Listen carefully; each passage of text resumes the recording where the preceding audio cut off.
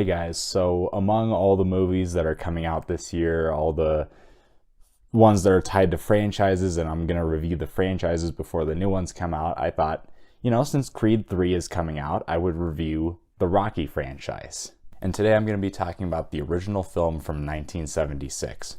Rocky tells the story of a small Philadelphia boxer, Rocky Balboa, whose life is not really going anywhere. He's a loner that doesn't get the respect he deserves. But things change when he's given a once-in-a-lifetime opportunity to fight the world heavyweight champion Apollo Creed in a fight that could give him the recognition he's been waiting for. And let me give my background with this film because I think it's worth mentioning. This was one of those movies I think I watched when I was too young. I didn't really get what this film was going for. When I watched it that first time, I actually kind of hated it because there wasn't enough boxing. But of course, as I grew older, I thought about this film more. Of course, my tastes grew.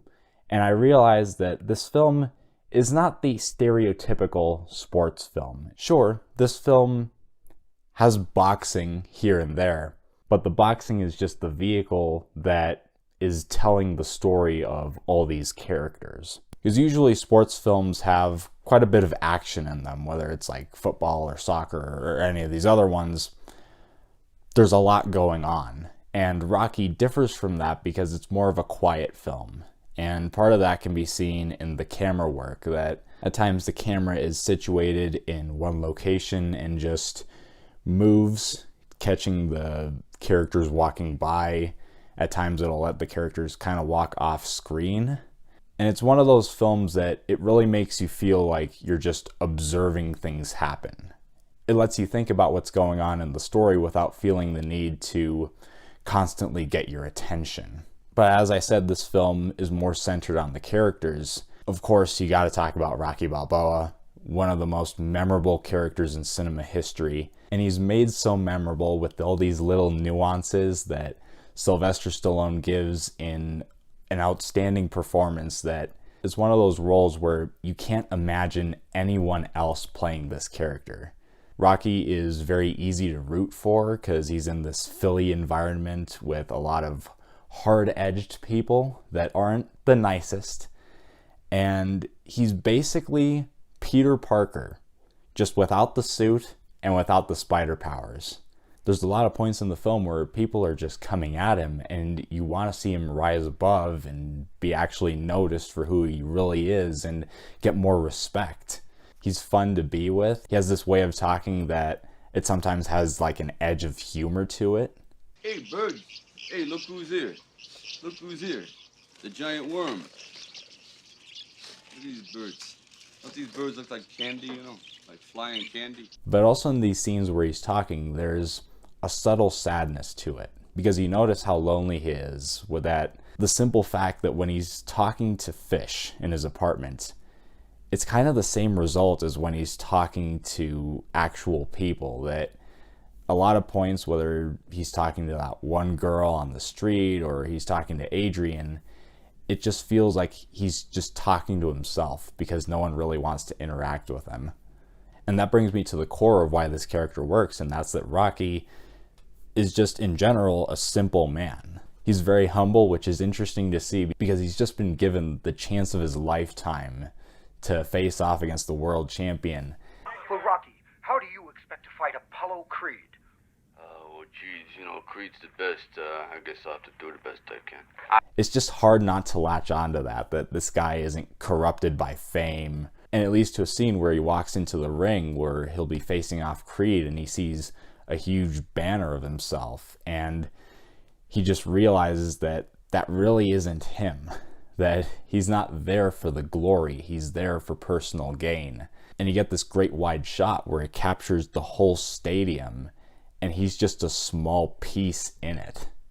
But going on to the other characters, which this film, it actually gives you a whole bunch of characters that each have something interesting about them. They have holes to them, so to speak, that they all need something that they're not getting. Like with Adrian, and how she's also not getting the respect that she needs. But in contrast to Rocky just being in these fights and just pushing through, she becomes shy because of it. But when she meets Rocky and the two of them connect, she actually goes on this kind of meaningful arc. Because this movie came out in the 70s, the lead is a male, and, you know, I don't think that time was like a peak for females in movies. But she still has growth in the movie, and she doesn't stay weak. At a certain point, she does stand up for herself. And going back to the romance, it's a bit awkward, but it makes sense for these characters because of who they are, how they come together. A romance that works without there having to be too much words. And by the end, it just grows on you. You have the character of Polly, where he's also looking for more purpose in life. He feels lost working at this meatpacking plant. You see shades of him showing tough love to his sister Adrian, but you also get the side of him where he becomes kind of abusive. Of course, you got the character Mickey, who's Rocky's trainer. Burgess Meredith really brings this character to life, and there's some fun dialogue to this guy. Listen, kid, you lay off that pet shop dame. Women weaken legs. Yeah, but I really like this girl, you know? And let her train you! But there's more depth to this person than just the trainer in a sports film. The fact that he is aging and he feels like he isn't doing enough, that he needs to help other boxers because of what he went through when he was in his boxing days, and he knows exactly what to teach them. Then you have Apollo Creed, which is just mainly there for fun. He doesn't really have depth to his character, but he's this guy that has a lot of spectacle. Like when he comes into the ring, he comes dressed as George Washington, throwing money at people. And it's this interesting dynamic with Rocky because Apollo's just there to win, to get fame. And Rocky's there to at least prove that he can be something more than just another bum on the street, as he says. And when Apollo expects to be in this fight for just a couple of rounds, Rocky actually gives him a run for his money. So as I said earlier, this film isn't really centered on sports. It's way more interested in the characters. And it actually makes characters that you can remember and are actually kind of icons in pop culture. Of course, this film has a great training montage. I'm actually surprised how much I loved it. There's this great wide shot from the side tracking with Rocky running. The music is very inspiring. It's great workout music. But also tying back to this film being more centered on character, the scene actually shows more growth for Rocky as a person.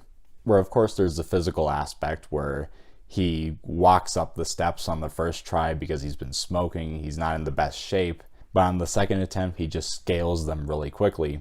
But it's also showing how when he started out, he really wasn't too sure of himself. He still didn't have the support he needed from other people, but now that he had that, when he started training, he got better, and now when he's running up those steps instead of walking, it shows the height of his confidence, the height that he might actually be able to pull off this fight.